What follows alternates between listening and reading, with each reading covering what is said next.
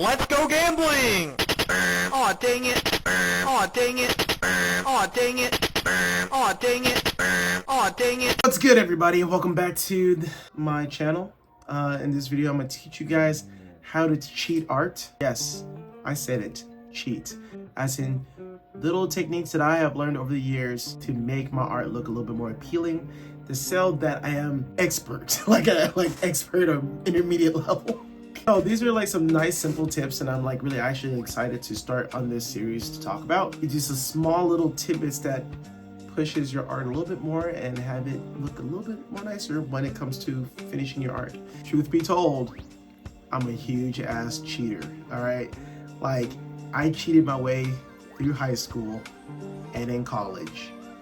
Well, not so much in college, because like when it comes to like my art classes, I couldn't like truly cheat because I have to like do everything by hand and draw everything, and like these projects like have to come from me. As I was trying to take art a little bit more seriously, I took bits and pieces and advices here and there. I studied other people's artwork and I just stole techniques, and that's the name of the game, just Sharingan everything. I was inspired by Naruto. I thought like I was really into Naruto, and like especially when it came to the manga. So when it came to the Chunin exams and how all the ninjas was trying to cheat through these like this test, and I was doing the same shit. Is it bad? Sure. Is it deplorable? Debatable. Did I graduate? I sure did. I sure did. Okay, so one of the main ways how I cheat my art is my lines. I like to think of my lines as that they all have some type of perspective to them, especially how much weight you put in your lines like these. As I use a thicker brush and I go a little bit harder, you can see that like the lines kind of vanish into space. And I also use that as a way of directing light, as I'm going to do with this example here with this cube. As light hits the top of the cube, at the bottom is like a little cast shadow. And the way how you can play with the thickness of the lines, you can also use it in perspective of like something coming at you. Normally when things are coming into the foreground, which is like the very front of the camera, you'll start to see like, I noticed from other artists that bolder lines. A lot of this stuff is like things I picked up from and analyzing a lot of people's artwork and taking techniques from. This cylinder I made wasn't that great, but here's another cylinder that I try to like point directly to the camera. As you can see, there's like a little bit of overlap, and I am trying to get a straight curve, or try, my handwork's not that great, all right? But like you can see what I'm talking about, right? Like the light is touching from the top, and then as it doesn't reach certain areas, the lines get kind of thinner. And here's a better example of how I'm going to apply that to the fingers in this art that I'm doing right now. I'm currently drawing Okarum from Dandadan. I've been watching that anime. So tough, it's so good, I love it to bits, so I wanted to make some fan art. And as I'm trying to use that same weight onto the fingers itself, and this is not something that I'm like planning to keep, it's just stuff that I'm using as an idea of like how I want the hand to kind of be perceived. So a lot of this stuff that I'm doing right now is subject to change. Even like some like my not really drawn out, very detailed like anatomy, like that foot and that leg. But I also would show you ways how I cheat, and if I'm feeling lazy and like not really completely draw something in full detail, and I'll just hide it with shadows. And that is what I'm going to get into. The next topic in this video is like using shadows for making interesting shapes. I can't talk. And also following the anatomy of the character. And you can see me use this type of technique a lot in my fan art. So let me show you what I mean, how I construct my shadows. So the shadows itself, like I would normally have it follow the curvature of the surface of whatever it's on. As you see, I'm like drawing out the plane here. You can see like it's kind of tubular and it's following that curve.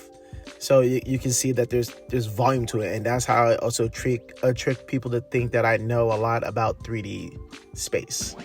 And it's just very simple, very easy, something that like you can practice this on like simple shapes and then apply it immediately. This is something you can do right now. And everything else is that it's more of me gauging and judging if like, oh, does this look right? Let me try to refine some of these shadows. A lot of times I go back and forth with my shadows, especially like around the clothes, because it doesn't seem like it's illustrating the wrinkles as much as I wanted to, or maybe I'm losing some of the information on whatever I am drawing on. Like if I cover the entire shirt with black shadows, can anyone tell that it's a shirt? And if you can't tell if it's a shirt and there's wrinkles, I try to adjust those shadows to make it fit. Of course, using reference, use reference for everything. I use reference for all my art. There's only very few rare times I don't use reference. When using reference, you're able to like just be able to accurately depict what you're trying to draw. On a side note, I didn't think this video would take me so long to make because I'm currently recording the audio in my car. So if I sound weird, I sound weird. I've been having a tough time trying to just get this video out. But yeah, finally getting around to it. As you can see, I'm trying to cheat again and try to hide that poorly drawn leg and some shadows. And when I add a color and everything to it, it's going to be the least interesting thing that's going to like pop out. Because I'm more focused on the hand and on the face and the hair and some of the clothes aspects. Okay, so as I move on to making more coarse shadows, the thick lines that I have made already for like the fingers, I'm deciding to get rid of it. I think I'm gonna take a different approach where I'm just gonna outline the entire hand in white, or do something cool with white just to have things pop out a little bit more. I'm kind of just inking in the fingernails. I kind of like rushed through this, so I'm just like adding more stuff as I go. But again, as I'm trying to make those coarse shadows, I am following the curvature of the finger and I'm following like the form of the hand, so you can tell that it's a hand in shadow. And I think that's like super important, especially if you're trying to go for a stark contrasting like illustration, especially if you're using heavy blacks or heavy inking. Like if you're doing a comic book, you want to follow that form. So here's what I got so far. Almost done with the line art, but just want to show you how I hide things. I hope you guys liked this video. Hope you learned something from here. Let me know in the comments down below if you actually like this style of teaching.